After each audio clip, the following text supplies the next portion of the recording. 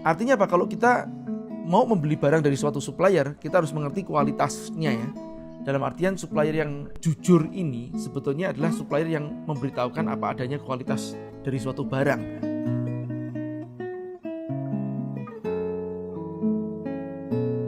Bismillahirrahmanirrahim. Dari Adi Rizky. Bagaimana kita menentukan supplier yang layak kita ambil jadi supplier? Aspek-aspek apa saja yang perlu terpenuhi? Nah, ini kebetulan saya berada di dua sisi nih teman-teman. Sisi yang pertama adalah pernah menjadi sisi seorang buyer di suatu perusahaan yang bernama Astra Microelectronics Technology. Dan ada satu lagi sisi saya setelah keluar dari situ, saya sebagai seorang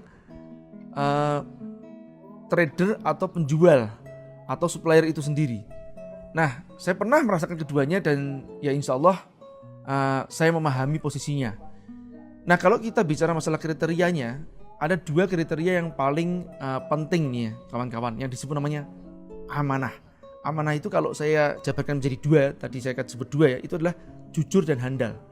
Nah, ini kalau mungkin dari bahasa yang sekarang itu ya, itu yang lebih paling mendekati itu QCD, Quality Cost Delivery. Saya mau nambahkan satu hal dari Quality Cost Delivery adalah service. Ya. Nah, apa itu? Kita bedah satu persatu ya. Quality, artinya apa? Kalau kita mau membeli barang dari suatu supplier, kita harus mengerti kualitasnya ya.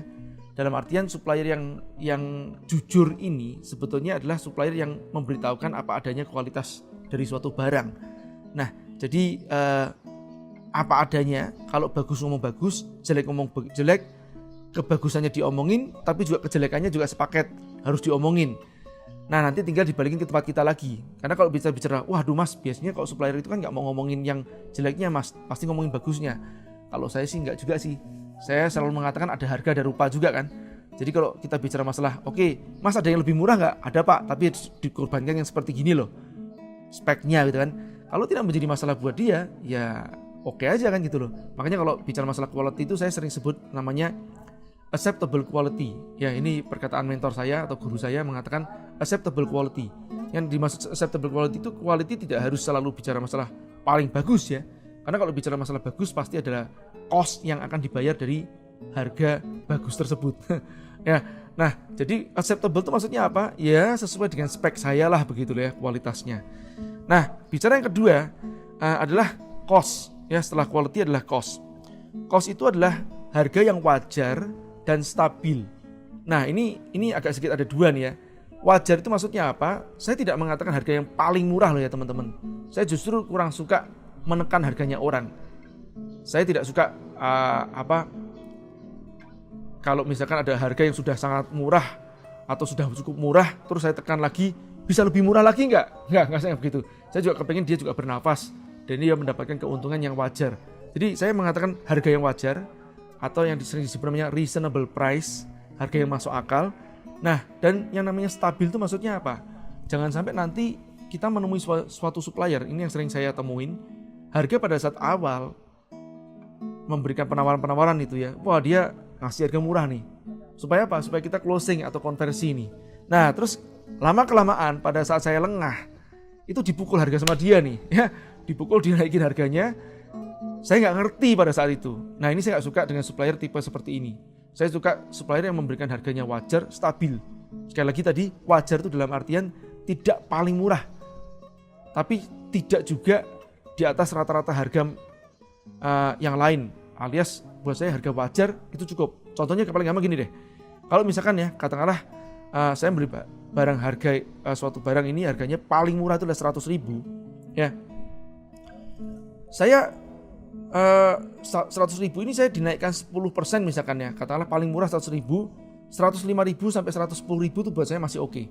Ya, tapi kalau 150.000 sudah mukul harga. Ya, kalau 130.000 sudah ada di batas ambang mahal. Ya, jadi kalau seandainya paling murah 100.000, orang itu ngasih 110.000, 105.000, buat saya masih oke. Paham ya teman-teman ya? Jadi 10% ya lebih mahal dibandingkan harga yang paling murah, masih oke. Saya ngasih napas saya ngasih napas ke dia. Nah, yang ketiga setelah cost adalah delivery.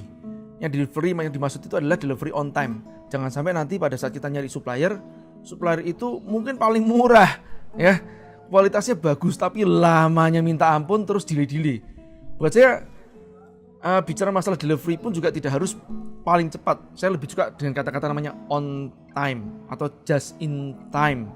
Ya, artinya saya minta dikirimkan tanggal sekian, ya tanggal sekian misalnya 1 atau tanggal sekian paling lambat itu sudah oke. Ya. Nah, jadi itu yang disebut namanya delivery, tepat waktu. Dan yang terakhir, tentu saja kalau dibilang masalah quality, cost, dan delivery, ada satu yang kurang nih. Kalau servisnya menyebalkan, ya nggak enak banget gitu kan. Rasanya kayak gondok di hati gitu kan, karena energinya negatif. Nah, tentu saja saya akan meminta servisnya apa? Yang cepat tanggap, ramah, kemudian mudah diakses orangnya. Maksudnya mudah diakses itu kalau di telepon tuh loh, paling enggak itu ya, mau diangkat. Saya mengatakan di telepon bukan di chat ya. Kalau di chat itu kan sesuatu yang mungkin sifatnya tidak benar-benar urgent. Terjadi penundaan itu wajar, mungkin queuing wajar. Tapi kalau di telepon buat saya ini sudah sangat urgent sekali. Nah, ini yang paling penting mencari seorang supplier ya. Kriterianya ada 4 tadi itu, quality, cost, delivery, dan service. Kalau ini dijaga, ya insya Allah itu masuk ke asas yang disebut namanya keterandalan. Terima kasih. Assalamualaikum warahmatullahi wabarakatuh.